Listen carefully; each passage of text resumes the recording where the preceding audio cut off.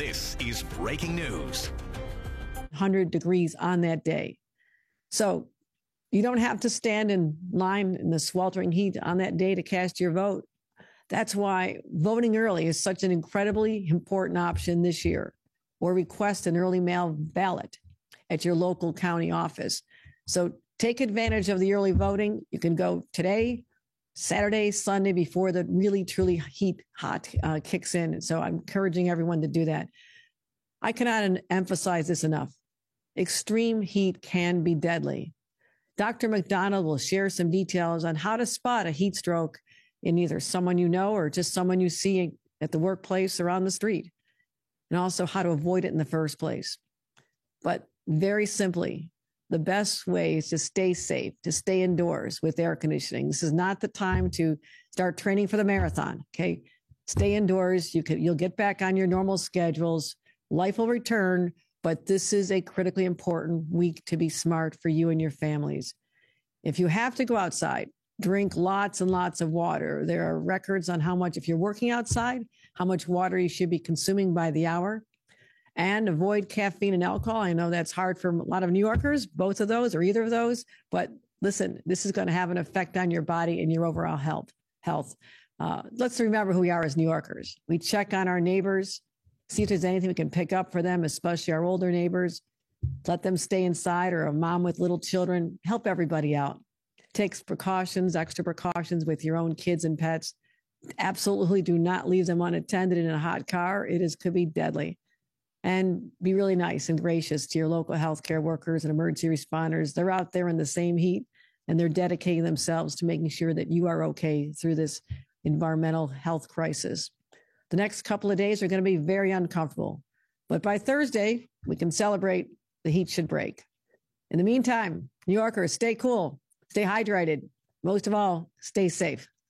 Now I'll turn it over to Executive Deputy Commissioner O'Leary and let him tell you what we need to know over the next few days. Thank you very much. Thank you, Governor.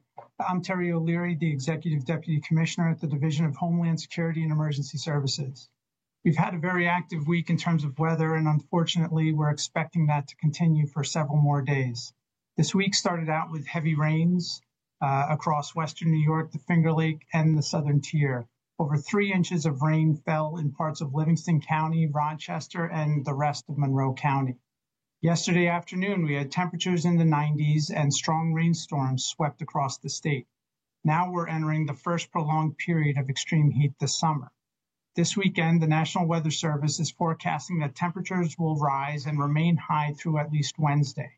Major to extreme risk of heat-related impacts are possible starting on Sunday across the state. On Sunday, feel-like temperatures may reach up or above 100 degrees, particularly in Western New York, Finger Lakes, Southern Tier, and Mid-Hudson regions. The Southern Tier may experience the highest temperatures on Sunday.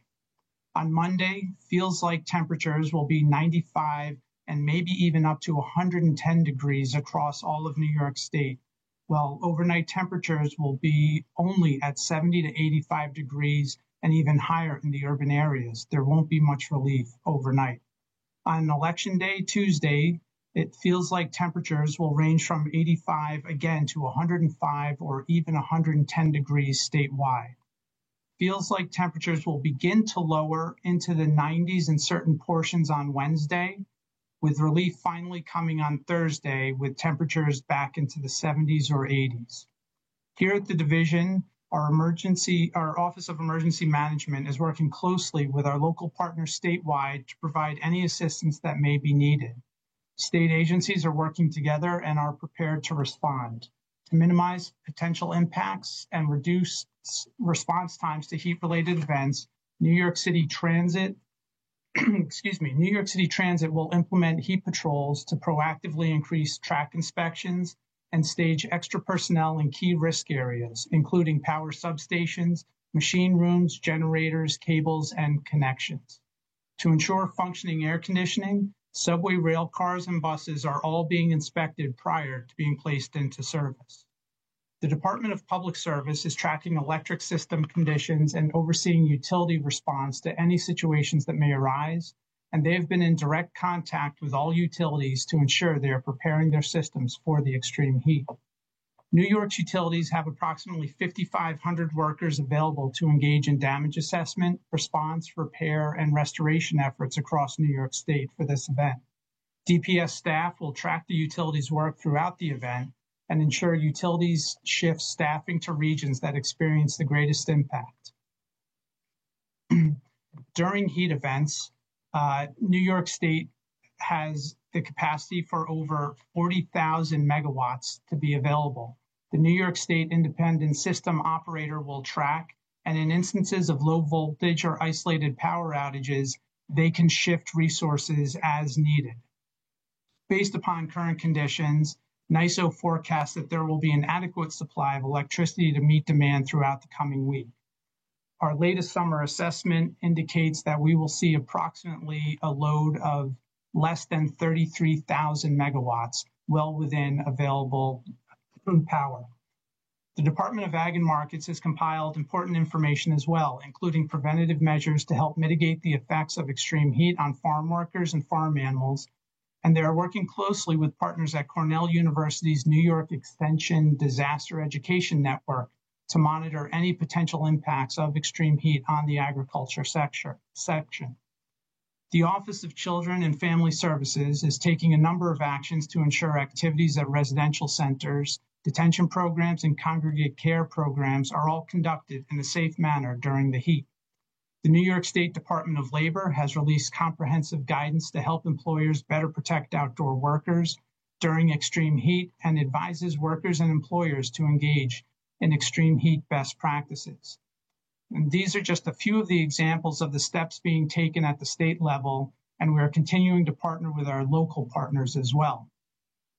On another note, New Yorkers should also plan to not only take care of themselves, but also take care of their pets during this period of extreme heat. Make sure to provide ample water indoors and outdoors, limit outdoor activity, and if outdoors, rest in shaded areas regularly. Be mindful of pavement temperatures. Hot surfaces may cause burns on paws, so consider walking on grass or even using pet boots. Never leave pets unattended in vehicles, and know the signs of heat stroke in pets, including excessive panting, drooling, lethargy, vomiting, and stumbling. At this point, I would like to turn it over to the state's doctor and health commissioner, Dr. McDonald, for further updates and information. Yeah, thank you, Terry. So good morning. I'm Dr. Jim McDonald, Commissioner of the New York State Department of Health. You know, heat events and extreme heat are becoming more common in New York State. And I think it's one of those things where we just need to recognize this is a significant health event. And one of the key things we want to keep in mind is like, what are we trying to prevent? Really, when you think about this, like, why are we having the conversation? What do we want to prevent? Everyone is at risk when you have extreme heat. Yet not everyone is at the same risk. Elderly folks, 65 and older, anyone who's pregnant, the very young, anyone with an underlying health condition are at higher risk. That's a lot of us, New Yorkers. And I think it's just really important to understand there's risk. When we see these events, there is risk. I think one of the things we want to say is, well, what do we want to prevent? I don't want you to get sick. I don't want you to end up in the emergency department. I don't want you to end up in the hospital. I don't want you to pass away. These events do kill people, and it's a preventable death. So I think this is why it's very important just for us to take a step back and look at this extreme weather event and say, how do I prepare? And it really gets to like, well, what are we trying to avoid again? I think it really gets this issue of like, what does a heat injury look like, right? So when you think about what a heat injury is, how does a heat injury start? So up when you're outside, I think the key thing to remember is heat injury sneaks up on all of us. You know, it doesn't just start and all of a sudden you're sick. You may start feeling faint, maybe a little dizzy, maybe nauseous. In other words, a little sick to your stomach. Then you might feel some weakness. Maybe can't walk straight. You see how it progresses, right? And then you get muscle cramps, might progress to confusion, even convulsions, loses consciousness. And then you get this high temperature, well over 104 degrees. What we're trying to prevent is a heat injury. And I think it's really important to say, like, well, what can I do to prevent a heat injury? So I want to first start with just some healthy habits that you should do every day. And I just want to here's something I do to start my day every day. Every day I wake up, I start with a tall glass of ice water. I drink water all day long because I love water, but, you know, really recommend as you start your day, just start with a glass of water. Because when we go to bed at night and sleep at night, we're dehydrating overnight. So your body would treasure just a nice tall glass of water every day. That's one good, really healthy habit. But it's really important to just drink plenty of water. It's important to be in an air-conditioned environment. It's also important to find a cooling center if you need one. And by the way, I have a useful website for you. It's health.ny.gov/heat dashboard. So if you go to health.ny.gov/heat dashboard, you'll find you can see the forecast for extreme heat. I have a nice color-coded chart so you can look at the risk. By the way, we also have data there on how many people have ended up in the emergency department or had to call emergency medical services.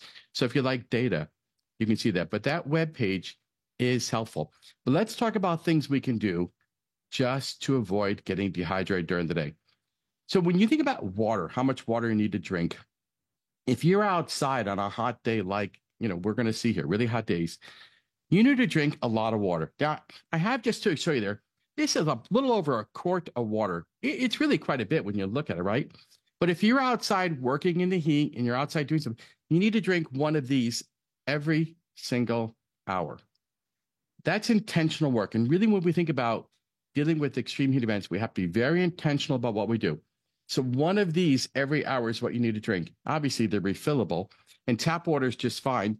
I just wanted to illustrate, this for you today, but really, that's a fairly large amount of water you need to drink here. I think it's really important to have plenty of water here. But one of the other things we need to think about when we want to prevent a heat injury, it's not just what we drink, is it? The New York State Department of Health has always told you to eat healthy food, right? We've never told you to drink sugary beverages or processed food, but I just want you to think about this for just a minute here. So, by the way, it's strawberry season in New York, right? Beautiful strawberries all over New York. Wonderful time to have strawberries, right? But strawberries are a healthy, nutrient-dense food, right? It's not just filled with antioxidants, vitamins, but there's water in strawberries. Fruit, vegetable, lean proteins, this is what we need to be eating. Processed food concerns me. And by the way, this is a quart of strawberries, a lot of strawberries. You know what? There's the same amount of calories in one breakfast pastry treat. This is strawberry breakfast pastry treat. That's a flavor, not a food, my friends. That's nutrition. This concerns me because when you live on processed food, you're not drinking enough water. You put yourself a little bit higher risk, my friends. So remember, let's eat our fruits and vegetables, support our New York farmers, and that'll help us in the long run, by the way. But access to a healthy diet, always a good idea. Get those nutrients and vegetables you need there. Now, as you limit outdoor activity, walk in shade when you can. If you're outside working, try to cover your head, wear a hat if you can, just so you don't get sunburned. Some of us have lost a little bit of hair back there, and it's hard to put sunscreen where we have the hair there. So that's important as well. It's very important to wear sunscreen when you're outside working as well. One of the things I'm be very careful about is sunscreen can appear really very quickly, puts it at a higher risk for skin cancer over the long term, but also it hurts in the short term, doesn't it? So that's important as well. I think one of the last things I want to tell you is really important to check on your neighbors, check on your family and your friends, especially those at high risk. But the last point I want to give you is, I think let's just all be a little bit honest with each other, right? When it's really hot like this, don't we all get a little bit irritable, a little bit short-tempered, a little bit harder to get along with? It's really important to be gracious with each other. If you see someone flying off the handle, don't respond with anger. Just recognize, wow, they're having a hard moment. Let me extend some grace and mercy and just take a step back. I love New York. I love New Yorkers. One of the things I've just found, I've lived all over the world, but we have some of the nicest people in New York, but we have our moments, my friends, right? So I think it's really important to just be kind to each other during these times because it's going to be a challenge for the next few days here. Thank you. I'm going to turn it back to see if there's any questions.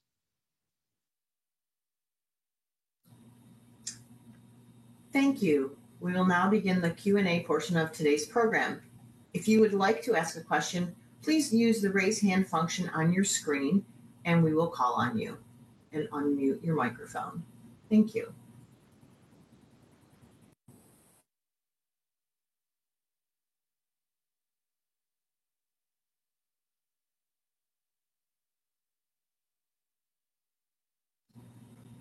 We have a question from Dan Clark. Dan, please ask your question. We will unmute your microphone. Hey, Commissioner. Sorry if this is not your area, but I know that the PSC is considering some regulations to kind of normalize or equalize when utility companies can't shut off the electric services of somebody during extreme heat events. So is there anything that during this extreme heat event that the state is doing to say to utility companies, hey, don't turn off somebody's electricity, they could die from that? So you're right. That's not my main area, but I do want to just sort of offer something here, right? So your point is well made, right? In other words, during a time like this, air conditioning is life-saving.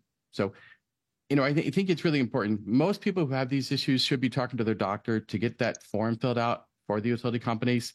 But let me have the team get back to you a little bit on the question you asked Tiffany about the regulatory detail on that. Thank you. And that will conclude today's program. Thank you for joining.